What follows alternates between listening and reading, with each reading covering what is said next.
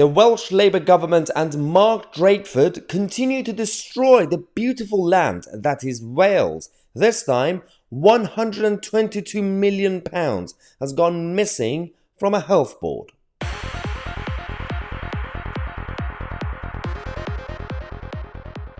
Hello everybody, welcome to the channel that challenges the mainstream media and the political establishment, from the left-wing nutters to the globalist elite. So if you want to stay up to date with everything that we post on this channel, make sure to click on the subscribe button now.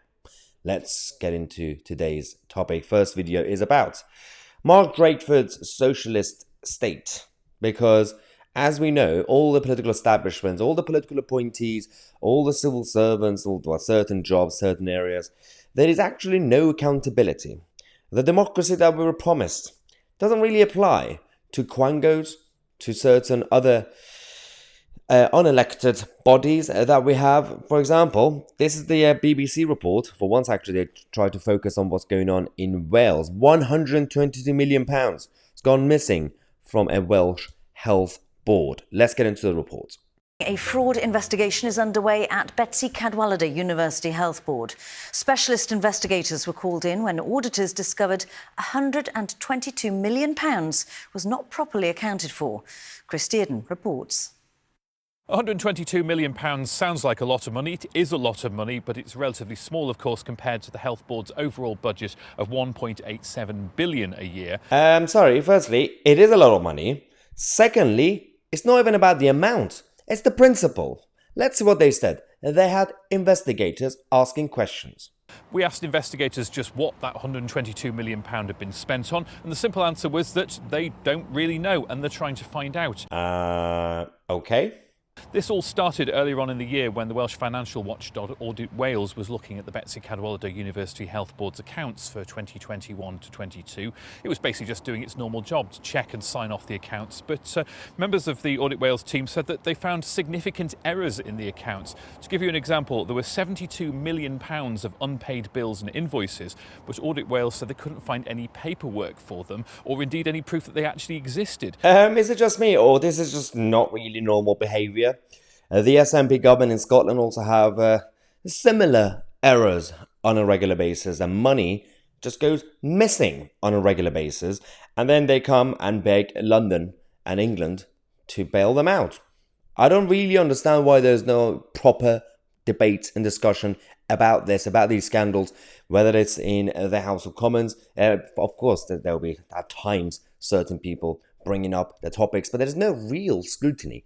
There is no real appetite to sort out this devolution experiment that Tony Blair started. If you want to focus on issues, this is not the first time something like this is happening when it comes to the healthcare in Wales under the Labour government.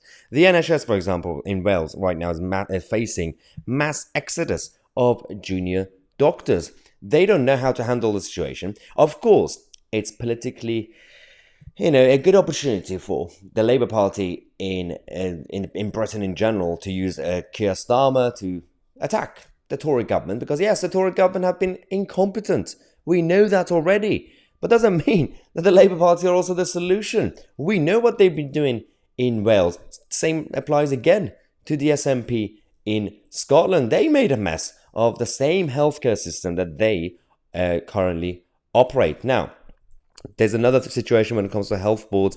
Urgent message to the public, as services are now coming under extreme pressure. This is the problem when you increase the size of the state, and when people are too dependent and relying on the state. When the economy goes down, of course the services are going to go down, but they're not going to tell you the truth. Another story from a couple of weeks ago: the hospital staff in Wales are in tears over A&E pressures. Now, again, this is overall an international problem right now anyway, and many countries, apart from those countries that have a good healthcare model, even in France, we're not seeing these sort of scandals. When it comes to the Scandinavian countries, the Nordic countries, they have better models, and we have to start having a proper conversation about really reforming the NHS and really basically bringing down the system starting from scratch. We don't have to go to the American system. We don't have to do a privatization in that sense, we can simply copy and paste the best practice models, again, Western Europe and the Nordic countries that we currently have. Let me know what you think in the comment section. We're going to come back in half an hour. I'm Maya Tousi and we are the media.